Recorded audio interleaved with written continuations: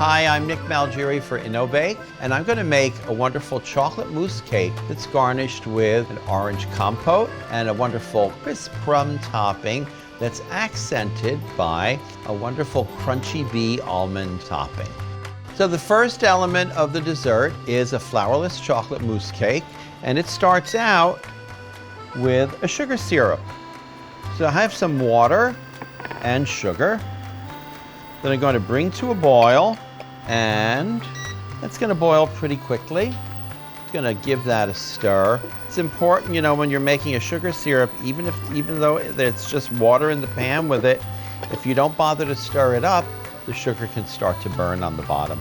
Now, once this comes to a good boil, I'm going to add the butter and allow it to continue cooking just for a minute or so until all the butter melts. Okay, that looks pretty good. It's coming back to a really full boil again. So I'm going to turn that off, and here goes the chocolate. And I'm just going to give it a shake so that all the chocolate is submerged. And then I'm going to add the orange juice. If you wanted to, this could be orange liqueur and not just orange juice. I'm also going to take the microplane and I'm going to grate the orange zest into the mixture. So I'm going to let this set for a couple of minutes so that the chocolate melts.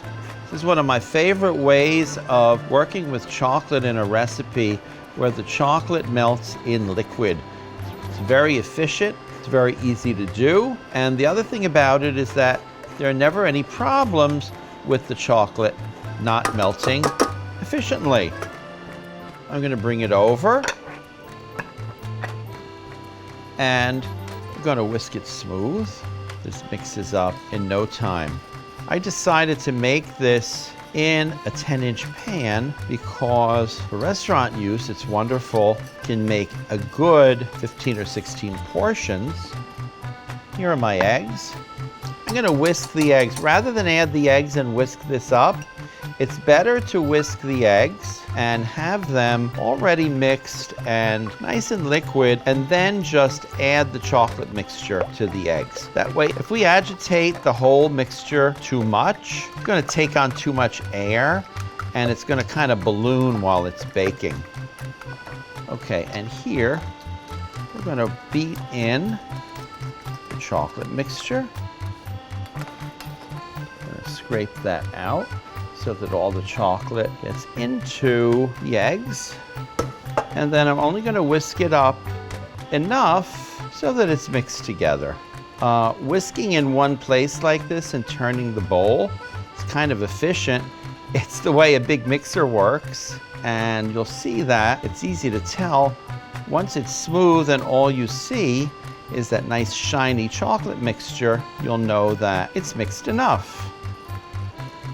Okay, so this looks very good, and I have my pan ready to put this in. So it's right here. And chocolate mixture. This is a 10-inch round pan that's buttered and has a piece of paper in the bottom.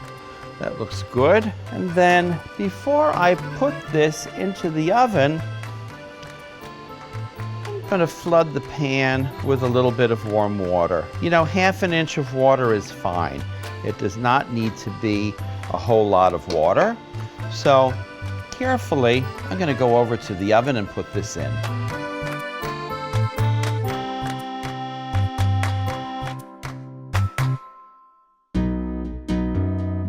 Now we're going to make a little crumb topping. It's flavored with Dazan cocoa, and it's going to be a wonderful crisp contrast to the very smooth and rich chocolate mousse cake.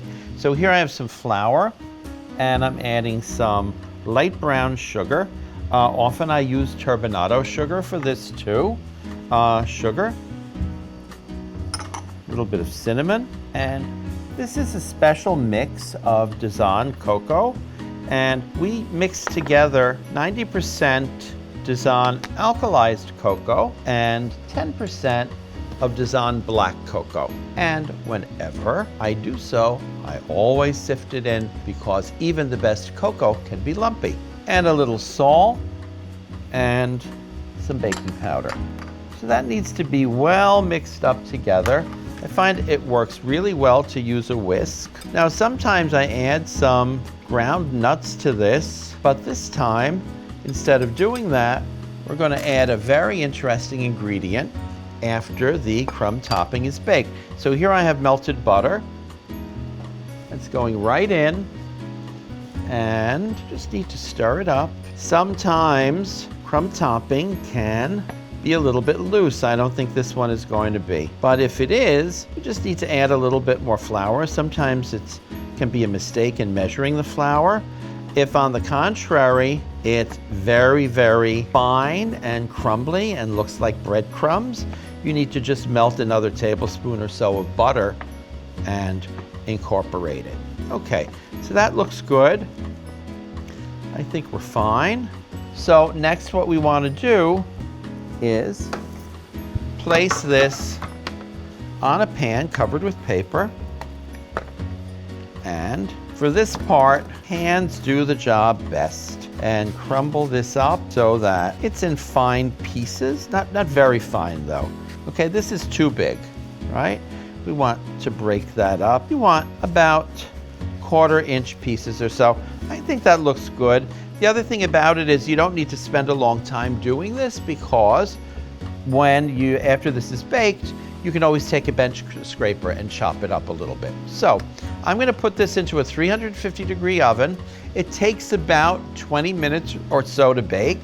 With things that are chocolate or cocoa colored, it isn't easy to see when they're done because you can't really see a change in color. So what you want to look for is for this to get kind of shiny looking as the butter starts to cook a little bit in there. And then finally, as it's getting done, it will get kind of dull looking. So I'm going to take and put this into the oven right now.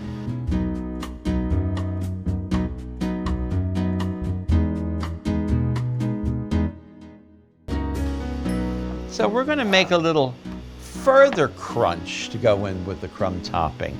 This is Crunchy Bee. It's a kind of a mix that's a combination of different types of sugars that you combine with chopped nuts. Here I'm using some chopped slivered almonds.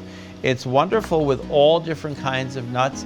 I've made some with salted peanuts, salted cashews, and also with some hazelnuts. So all of those work really nicely with this. And so I like to really mix it up well in a bowl. And for the quantity that's in the recipe, I use a 1/4 sheet pan. And you'll notice that I lined the pan so that the sides are covered too. And we also gave it a spray to grease it. Okay, so this goes on.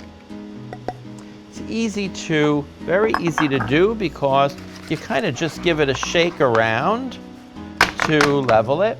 And then I like to use the spatula to move it around into any areas that weren't covered. I find it's especially important to get it evenly into the corners. Now, what happens is this bakes almost instantaneously. It takes between 5 and 8 minutes, but believe me, you can't just set the timer for 8 minutes and then walk away. You need to stay close to the oven because this caramelizes beautifully while it's baking. And so what we're going to use it for again is after it's baked, we're going to crumble some and then mix that in with the baked crumb topping. So I'm going to put this in the oven right now.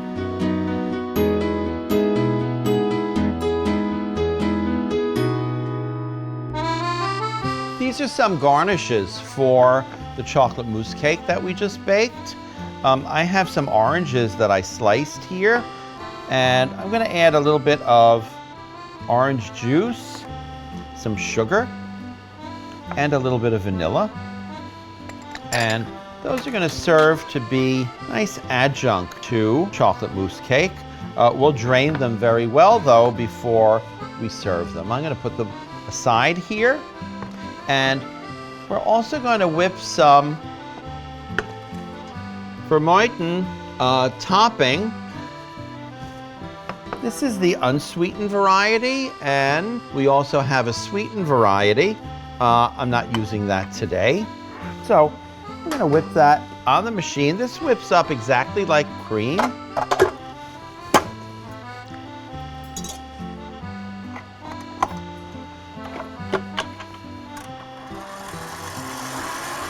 That looks good. I'm going to check the oven.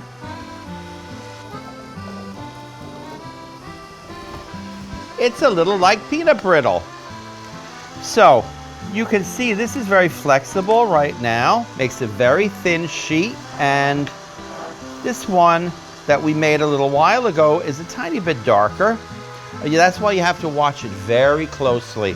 Make sure that you get a good even color from the crunchy bee. Okay, so with the crunchy bee, I'm going to chop that up. You see the crumb topping has a really nice texture, but this is going to enhance it a great deal. Okay, that looks good. And here's my baked crumb topping and a bowl that we can mix the crumb topping and the crunchy bee together. Never whip cream while you're doing 100 other things. Anyway, here we go. Those are going to mix together. So now we have our crumb topping, our oranges, and in a couple of seconds, our whipped topping so that we can plate the chocolate mousse cake. Let's just speed this up a little bit, and then we'll have everything ready. And that's done. So this is whipped up nicely, and it comes up to a nice soft peak. It doesn't need to be real stiff. So next we're going to assemble. So now we have all the components ready for our chocolate mousse cake plated dessert. I'm going to unmold the chocolate mousse cake in a minute. We have our drained, sweetened, and marinated orange slices. And then we also have the crumb topping that has the crunchy bee added to it. And we have our whipped topping ready. Okay, so I'm going to unmold the cake. Here we go. And you see that the paper always wrinkled. I kind of like that though. I think I'm going to leave it like that. So I'm going to cut a nice wedge. This is extremely rich, and it's not something that you want to serve a really big portion of. But remember, in order to make the portions you cut look nice and clean, you want to be very careful to wipe the knife in between each cut. So I'm going to take this, I'm going to place it diagonally on our square plate here. I'm going to move this out of the way. And I'm going to bring in the crumb topping. And about half cup is what I think works really nicely with this. And just kind of, let's make it a little bit more even on each side. Okay, and then here at the end, I'm going to put some of the marinated oranges. And then the last thing we need to put in is the whipped topping. So it's really nice to pipe it this way. I developed this way of cutting a pastry bag years ago when I worked at Windows on the World, and we used to make egg-shaped meringues. So the first thing you want to do is cut straight across. Then you want to cut from the middle of the top to a place of equal length on the side. And you're going to see something really nice. I'm just going to grab a sheet of paper here to show you a couple of practice runs on before we add the whipped topping to the dessert. Okay. People are always concerned that whipped cream or whipped topping doesn't whip up nicely or separates. The key to success in any kind of whipped topping or whipped cream is to not over whip. Okay, and here you can see this is going to pipe out a beautiful egg-shaped quenelle. Okay, so we're going to do that here, a couple here, and then a couple back here.